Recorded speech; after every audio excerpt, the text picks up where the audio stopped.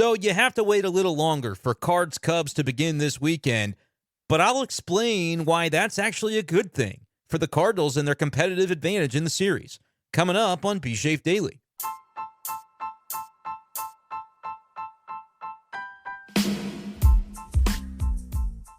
What's going on, everyone, and welcome in to this edition of B-Schaeff Daily. Brenden Schaeffer with you here. It is the evening of May 24th, 2024 on Friday night as the Cardinals and Cubs were rained out this evening at Busch Stadium. Mother Nature has just the worst timing. I was ready to lock into that Chip Caray, Joe Buck broadcast on Bally Sports Midwest, and based on Joe Buck's reaction on the broadcast when they were telling everybody, hey, the game is canceled, and they were about to sign off, he did the fake sobbing, pretending like he was so upset. And look, I think he was. He probably is a little bit annoyed that he had to set up to do this game and then didn't actually get to call the baseball game. But the rain delay theater was pretty fun. If you caught that on Bally Sports before the game, a couple, like 2 or 3 segments of Chip Caray and Joe Buck, and I was like, man, I wonder how long these guys are going to go before they kind of give up the act here. And eventually they did go to rain delay programming. And so the conversations that we really wanted to hear, the off-air conversations between Chip Caray and Joe Buck, although we don't get to know what happened during those discussions amid the rain delay theater, but it was really cool to get to hear those guys just be able to riff and have the space to do so. I wish they would have had a 3-hour game broadcast as the opportunity to expand upon that. But it's rained out. Cardinals will be playing Saturday and Sunday this weekend. The doubleheader is scheduled for July 13th. So they're not even going to make up the game during this weekend series. You thought, maybe doubleheader tomorrow. I think the reason no doubleheader on Saturday, maybe this has already been explained by somebody who's smarter than me, but my guess would be Big Fox 2, if you're in St. Louis, has the rights to the game of the week on Saturday, Cardinals-Cubs. They don't want to minimize that in any way. Like if you're able to watch Cardinals-Cubs at noon and then you're going to watch it again at 6 o'clock, it's like, okay, they want to kind of have that exclusivity in the window. And so I think they would look against having the doubleheader, game 1 on Bally, game 2 on Fox. It's just not really something that I think you normally would see. And then the fact of like, okay, if they do a doubleheader, how are they going to schedule it? Again, for TV purposes, Fox knows the time that their game is going to start. If you try to go back-to-back doubleheaders, you might run into Fox's game time and mess everything up there. If you try to split the doubleheader, you still might have some timing mechanisms that are thrown off. I think all in all, with the national TV nature of the next couple of nights, it was just going to make more sense to push that off when the Cubs do come back to town later on this year. What does it mean, though, for this series? Well, a couple of things. One, the biggest mystery surrounding the St. Louis Cardinals, who their 5th starter is right now, well, it gets to be expanded for a couple more days because they don't have to use their 5th starter in this weekend series against the Cubs. They can push it back to the series against the Cincinnati Reds, and they're 100% going to do that. Miles Mikolas will start Saturday, Sonny Gray Sunday, and then I think Tuesday, the math is not mathing for me. I just realized that with the days and the way that they play out, they won't need to go with that 5th spot, that Steven Matz Memorial rotation spot on Saturday. So I think that's a benefit because you want to play as well as you can against the Cubs.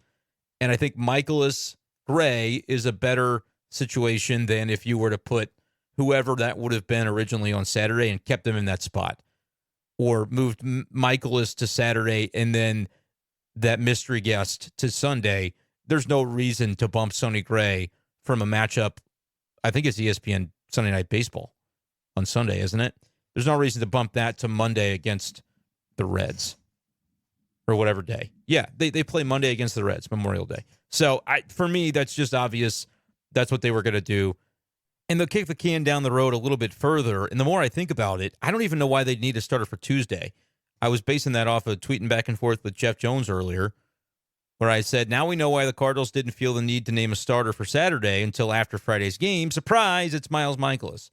Because they may have had an inclination they wouldn't play Friday, or that it would be delayed in some form or fashion, which could have, let's say that Mikolas starts Friday, but in the 4th inning, you have a delay, and then you need Matthew Liberatore to throw bulk relief Friday night at 11 p.m., or if they kick it to Saturday and do like they did a partial double header, which again, I think with the TV situation, we could have preferred or predicted that would not have happened.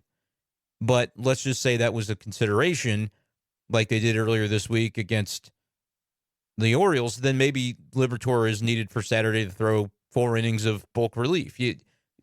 There was a lot of elements that could have impacted based on what happened Friday night as to why they didn't want to announce the starter, and we saw one of those play out. So rather than saying it's going to be Liberatore or saying it's going to be Andre Pallante, as we'll get into, I think it might have been Andre Pallante. Memphis shifted their rotation around to have Kloffenstein throw tonight.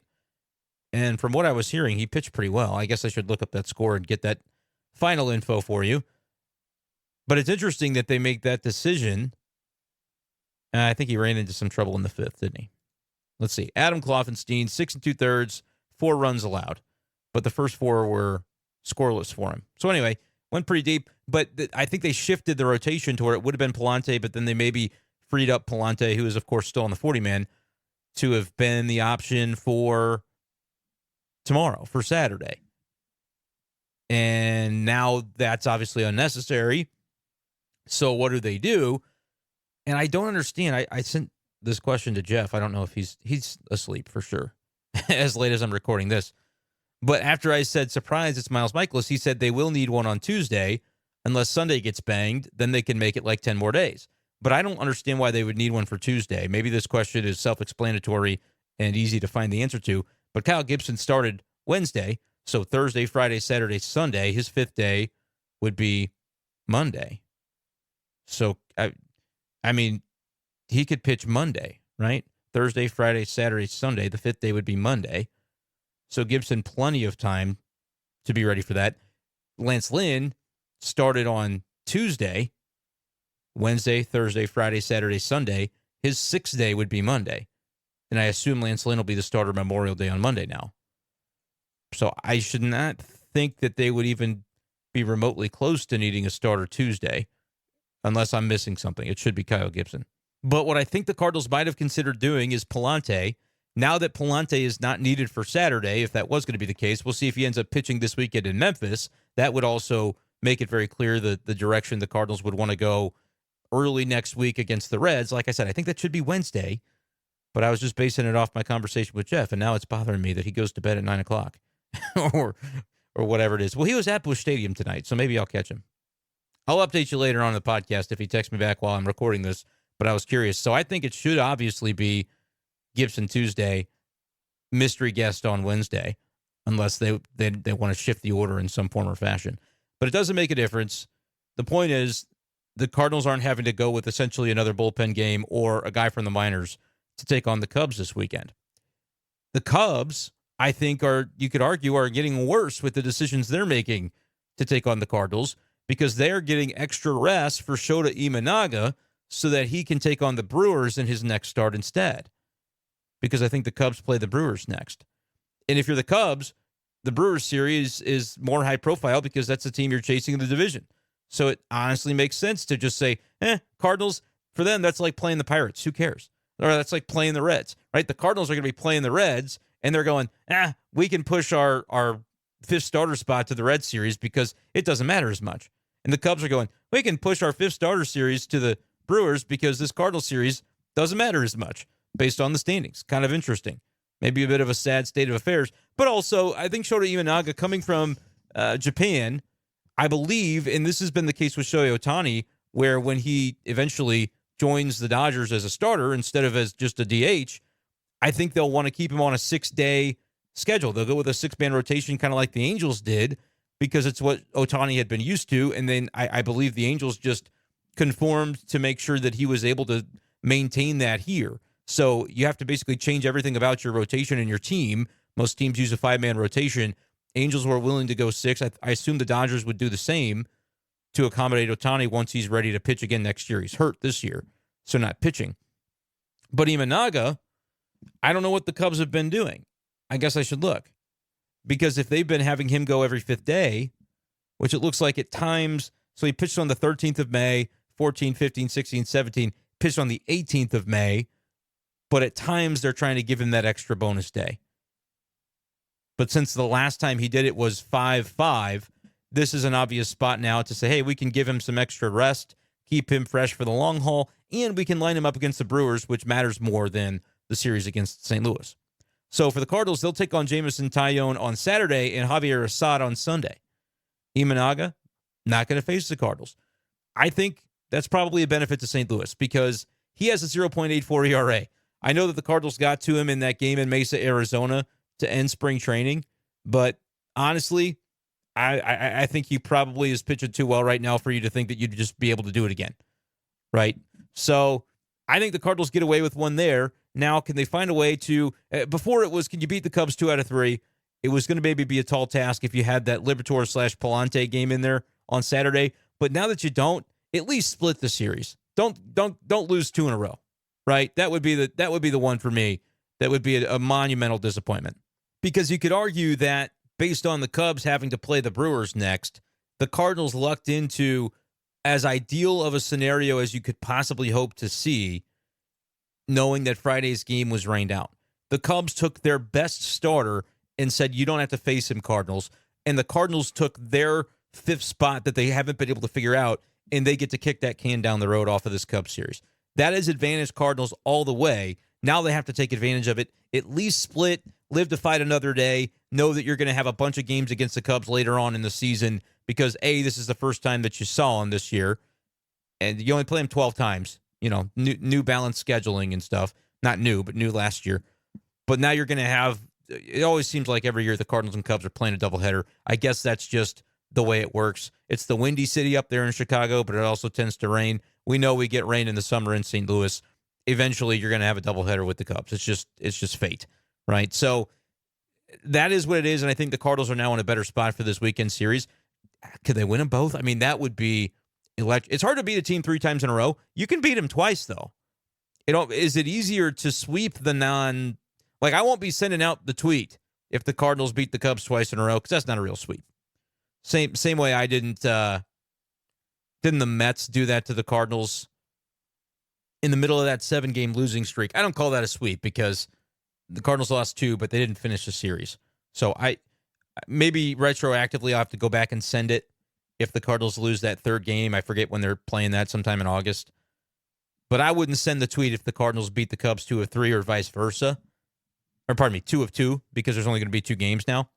But it does feel like a little bit more of an attainable thing to go, all right, you can end this series this weekend anyway with the Cubs not losing a game a little more easily now than you otherwise could have. Get Saturday, and then it's like, man, it's for all the marbles with Sonny Gray on the mound.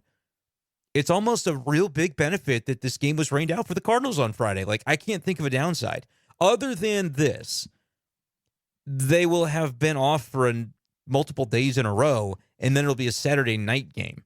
So, like, the number of hours that you go between playing the finale against the Orioles on Wednesday, which a game that was played in the afternoon, so ended, 3, 4 o'clock, whatever it was, 3:30, because that ended up being like a 12:30, 12:45 start. So I think it was actually right after. No, I apologize. I take that back, because they did have a rain delay during that second game too, didn't they? Because I was doing the big show on KTGR as the game was ending. So that was at least 4:15, 4:30. But you're talking about that on Wednesday to Thursday to Friday to Saturday is a full 72. It's about 74 hours between Lars Nootbaar making that unbelievable double play and the Cardinals and Cubs first pitch kicking off on Fox on Saturday night with Adam Wainwright in the booth. I mean, it's for a team that just, you had the biggest possible outcome you could have all year. You swept the Orioles, one of the best teams in baseball. They hadn't been swept in 2 full calendar years, 106 regular season series. I guess the downside is the rust factor. Like, rest versus rust. It's May. It's not like the Cardinals are desperate for rest. This isn't the dog days. So that element maybe hurts you if it takes the offense out of sync, right? Because you had an offense finally starting to find its footing. Your hope would be that doesn't kind of curtail the production offensively. But from a pitching standpoint, I don't think there's any doubt about it. And let me know in the comments below here on YouTube. The Cardinals benefit majorly if they decide to take advantage of it by this game not being played on Friday. I don't really think there's any other way to look at it. Yeah, it's another day that they didn't play, but I think that's true of the Cubs as well. We only noticed it because the Cardinals had the off day Thursday and they played afternoon on Wednesday. You know what? For the bullpen, that's nice. Nobody's going to be unavailable coming into Saturday. You would have had Thursday and Friday off, even because you used the whole bullpen on Wednesday, right? Because you played essentially 2 games. As far as the bullpen is concerned, you did, because the whole triumvirate pitched in game 1, and then all those other dudes that had to pitch in game 2. They used 6 total guys, I think. So I look at it as a pretty big benefit to the Cardinals. It's just going to be a matter of, well, a couple of things. Can they take advantage on Saturday of that game 1 matchup now? Miles Mikolas has been up and down, and if you look at his overall ERA, it's more down than up. ERA is still in the high 5s, I believe it is at last check. So he's going to need to be good. And look, Jameson Taillon is no pushover. He's got a 2.2 ERA this year. I just am thinking that Shota Imanaga has been even better. So it's to the benefit of the Cardinals that they aren't going to have to see Imanaga in this series. They're going to have to try and look. It's a pitching matchup advantage to the Cubs on Saturday, no doubt about that. And Adam Wainwright in the booth, maybe, I don't know, maybe Miles Mikolas will want to show off. We're trying to think of any angles that we can. Assad, he's got a 1.7 ERA. Like, these Cubs starters are no joke. But I wouldn't necessarily say the Cardinals are at a disadvantage with Sonny Gray going against Assad. I mean, it's unbelievable how good Assad has been. 1.70 ERA. He's got 2.4 wins above replacement racked up already. But he's also not a guy that goes extraordinarily deep into games. You look at his last 5 starts. I'm reading this here off of Baseball Reference. 5, 6, 4 1/3, 6, 4 2/3. So, those are his numbers there. He averages 5.3 innings per start so far in the year. And he's striking out fewer than a guy per inning. And he's also walked 20 guys. So, a little bit of smoke and mirrors action, if you ask my opinion. His whip is 1.13, which is fine. 20 walks is not horrific for 53 innings pitched. 39 hits. He's been able to limit hits somewhat. I don't know. I think the Cardinals are in a position to where that Sunday game, I'm going to give the advantage pitching-wise to Sonny Gray over Javier Assad, even with how good he has been for the Cubs so far this season. Let me know what you think. What are your expectations, your hopes and dreams for this Cubs mini-series now that it's only going to be a 2-gamer, with the 3rd game being played as part of a doubleheader on July 13th, which is, of course, that's still a home series for the Cardinals against the Cubs. It's at Busch, so it's not like they're taking a game from Busch and taking it to Wrigley. Nothing crazy. It just makes sense with the Fox game on Saturday that I think they're going to go that route. And then what's your opinion on what they should do? Like I said, maybe I've got my wires crossed and they do need a starter for Tuesday. But if not, I'm thinking it'll be Wednesday and it'll be that Liberatore spot. But if we end up seeing Andre Pallante throw in Memphis on Saturday, because again, I think what was going to happen was Pallante potentially pitching for the Cardinals on Saturday. Now that that's not necessary, he's not going to need to be called up. There's no doubleheader being played. There's no 27th man. There's no roster move needed anymore. But if Pallante were to pitch Saturday, which I don't know who Memphis would have had scheduled if it was Pallante or what the deal was. I think originally it was Kloffenstein because Pallante was advertised for Friday. And this I'm getting from Jeff's Twitter as well. Jeff tweets about everything, so he's easy to find his stuff.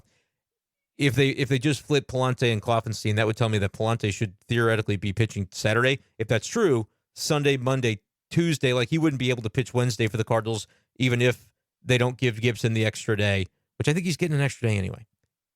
That's going to bother me. I don't know why I don't have the answer to that.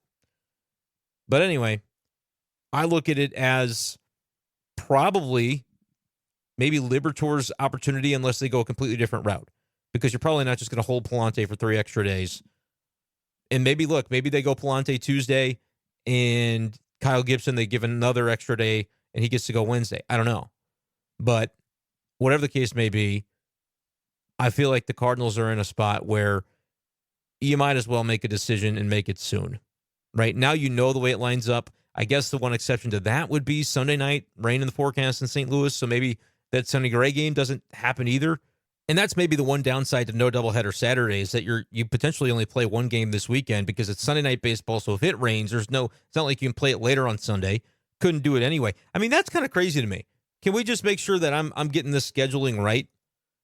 Because the Cardinals are playing against the Cubs on Sunday, and it is a night game. And then they have to play a day game in Cincy. They have to travel and play Sunday Night Baseball and play day game on Monday. That's crazy. 3:10 start time on Monday. I get it. It's Memorial Day, and baseball should be played during the day on holidays. Memorial Day, Labor Day, 4th of July. Every team should be playing between 1 and 3 p.m. I legitimately feel that way. But to be the night game and then not have that's just a little tough. A little tough. But nevertheless, it's not like St. Louis to Cincy is that crazy of a flight. They'll be okay. But that's why they can't afford to wait around for rain on Sunday night either. Wouldn't be fair to the Cardinals. So, I don't know. We'll see. Maybe it's another one of those 5-game series. I think we had that with the Cardinals and Cubs a couple of years ago. I can't remember the circumstances offhand. But maybe that's something that they end up doing again if there's rain on Sunday night.